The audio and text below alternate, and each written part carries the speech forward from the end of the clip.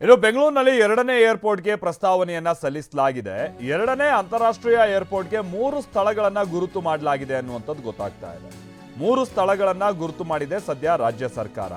3 ಸ್ಥಳಗಳನ್ನ ಗುರುತಿಸಿ ಕೇಂದ್ರಕ್ಕೆ ಪ್ರಸ್ತಾವನೆಯನ್ನ ಕಳಿಸಿದೆ ಸರ್ಕಾರ. ನಾಗರಿಕ ವಿಮಾನಯಾನ ಸಚಿವಾಲಯಕ್ಕೆ ಪ್ರಸ್ತಾವನೆಯನ್ನ ಸಲ್ಲಿಸಲಾಗಿದ್ದು, ಆ 3 ಸ್ಥಳಗಳು ಯಾವ್ದ್ಯಾವುದು? ಬೆಂಗಳೂರು ದಕ್ಷಿಣ ತಾಲೂಕಿನ ಚೌಡಹಳ್ಳಿ ಬಳಿ ಸ್ಥಳ ಗುರುತಾಗಿದೆ. ಬೆಂಗಳೂರು ದಕ್ಷಿಣ ತಾಲೂಕಿನ ಸೋಮನಹಳ್ಳಿ ಬಳಿನೂ ಕೂಡ ಸ್ಥಳ ಗುರುತು ಮಾಡುವ ಪ್ರಕ್ರಿಯೆ ನಡೆದಿದೆ. ಹಾಗೆ ಮತ್ತೊಂದು ಅಂದ್ರೆ ಮಾಗಡಿ ತಾಲೂಕಿನ ನೆಲಮಂಗಲದ ಹತ್ತಿರ ಇರುವಂತ ಒಂದು ಸ್ಥಳವನ್ನ ಗುರುತು ಮಾಡಲಾಗಿದೆ. ಐಡೆಕ್ ಸಂಸ್ಥೆ ಗುರುತಿಸಿರುವಂತ ಸ್ಥಳಗಳನ್ನ ಆಯ್ಕೆ ಮಾಡಿ ಸರ್ಕಾರ ಕಳಿಸ್ಕೊಟ್ಟಿದೆ. ಅಂದ್ರೆ ಇದ್ರ ಬಗ್ಗೆ ಒಂದು ಅಧ್ಯಯನ ಮಾಡಿ ಸರ್ಕಾರಕ್ಕೆ ವರದಿ ಕೊಡಿ ಅಂತ ಐಡೆಕ್ ಸಂಸ್ಥೆಗೆ ಸೂಚನೆಯನ್ನ ಕೊಡಲಾಗಿತ್ತು.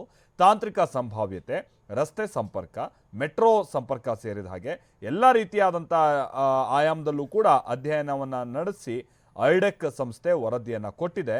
ಸೊ ಆ ವರದಿಯನ್ನು ಕೇಂದ್ರ ನಾಗರಿಕ ವಿಮಾನಯಾನ ಸಂಸ್ಥೆಗೆ ಕಳಿಸಿಕೊಡಲಾಗಿದೆ ಅಥವಾ ಸಚಿವಾಲಯಕ್ಕೆ ಕಳಿಸಿಕೊಡಲಾಗಿದೆ. ಪ್ರಸನ್ನ ನಮ್ಗೆ ಇದಕ್ಕೆ ಸಂಬಂಧಪಟ್ಟಂಗೆ ಮತ್ತಷ್ಟು ಡೀಟೇಲ್ಸ್ ಅನ್ನ ಕೊಡ್ತಾರೆ. Prasanna, what next? ಈಗ ಕೇಂದ್ರ ವಿಮಾನಯಾನ ಸಚಿವಾಲಯದಿಂದ ಸರ್ಕಾರ ಏನ್ ನಿರೀಕ್ಷೆ ಮಾಡ್ತಾ ಇದೆ? 3 ಸ್ಥಳಗಳನ್ನ ಯಾವ್ಯಾವ ಮಾನದಂಡದ ಮೇಲೆ ಆಯ್ಕೆ ಮಾಡಿ ಕಳಿಸ್ಕೊಟ್ಲಾಗಿರುವಂತದ್ದು ಪ್ರಸನ್ನ?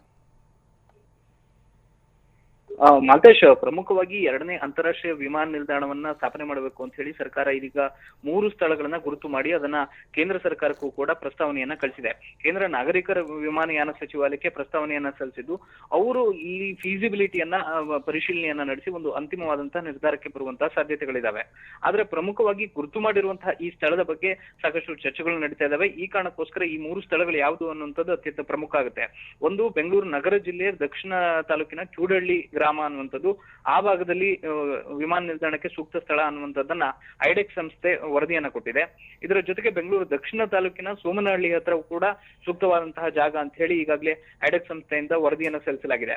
ಇನ್ನು ಮಾಗಡಿ ಮತ್ತು ನೆಲಮಂಗಲ ಬಳಿಯಲ್ಲೂ ಕೂಡ ಎರಡನೇ ಅಂತಾರಾಷ್ಟ್ರೀಯ ವಿಮಾನ ನಿಲ್ದಾಣಕ್ಕೆ ಸೂಕ್ತವಾದಂತಹ ಸ್ಥಳ ನಿಗದಿ ಆಗಬಹುದು ಅನ್ನುವಂತಹ ನಿರೀಕ್ಷೆಯನ್ನು ಕೂಡ ಇಟ್ಕೊಳ್ಳಲಾಗಿದೆ.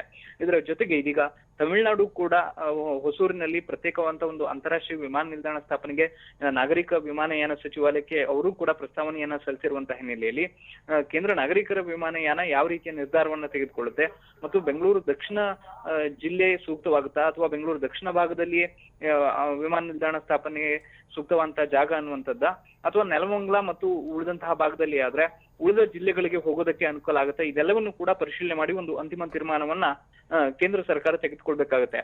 ಆದ್ರೆ ಈಗ ಐಡೆಕ್ ಸಂಸ್ಥೆ ಗುರುತಿಸಿರುವಂತಹ ಈ 3 ಸ್ಥಳಗಳನ್ನ ಸಂಪೂರ್ಣವಾಗಿ ರಾಜ್ಯ ಸರ್ಕಾರ ತನ್ನ ಒಪ್ಪಿಗೆಯನ್ನ ಸೂಚಿಸಿದೆ. ಅಂದ್ರೆ ಈ 3 ಸ್ಥಳಗಳಲ್ಲಿ ಯಾವ್ದಾದ್ರು ಒಂದನ್ನ ಆಯ್ಕೆ ಮಾಡಿದ್ರೆ ಈಗ ಇರುವಂತಹ ಅಂತಾರಾಷ್ಟ್ರೀಯ ವಿಮಾನ ನಿಲ್ದಾಣದ ಪ್ರಯಾಣಕ್ಕೂ ಮತ್ತು ಈಗ ಬೆಂಗಳೂರಿಗೆ ಕನೆಕ್ಟಿವಿಟಿಗಳನ್ನ ಎಲ್ಲವನ್ನೂ ಕೂಡ ಲೆಕ್ಕಾಚಾರವನ್ನ ಹಾಕೊಂಡು ಈ 3 ಸ್ಥಳಗಳನ್ನ ನಿಗದಿಯನ್ನ ಮಾಡಲಾಗಿದೆ. ಎಲ್ಲವೂ ಕೂಡ ಇದೀಗ ಕೇಂದ್ರದ ಮೇಲೆ ನಿರ್ಧಾರ ಆಗೋದ್ರಿಂದಾಗಿ ಸದ್ಯ ಈಗ ರಾಜ್ಯ ಸರ್ಕಾರ ಕೇಂದ್ರದ ಕಡೆ ತನ್ನ ಗಮನವನ್ನ ಹರಿಸಿದೆ. Maltesh, thank you Prasanna.